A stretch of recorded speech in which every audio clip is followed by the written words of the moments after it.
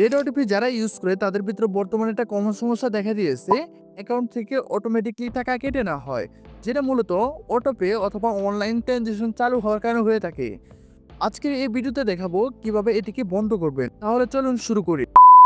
আপনাদের ফোনে থাকা রেড ওটিপি অ্যাকাউন্টে চলে আসবেন।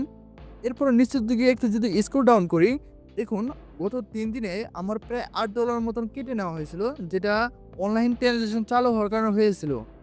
সো আমি এটাকে বন্ধ করব কিভাবে সেটা আপনাকে দেখিয়ে দিচ্ছি। এখানে নিচের দিকে যদি একটু ফলো করেন, এখানে কার্ড নামের অপশনটা আছে, কার্ড নামের অপশনে ক্লিক করবেন। এখানে দেখুন যে আপনাদের যে ভার্চুয়াল কার্ডটা এখানে শো করবে। এখানে দেখুন সাইডে সেটিংস নামের অপশন আছে, এটাতে ক্লিক করবেন। দ্বিতীয় পেজে আসার পরে এখানে সিকিউরিটি অ্যান্ড সেটিংস নামের অপশনটাতে ক্লিক করবেন। এখানে দেখুন আমার ২ টা অপশন চালু আছে, online transaction and offline transaction. এই ২ টা অপশনকে আপনারা অফ করে দিবেন।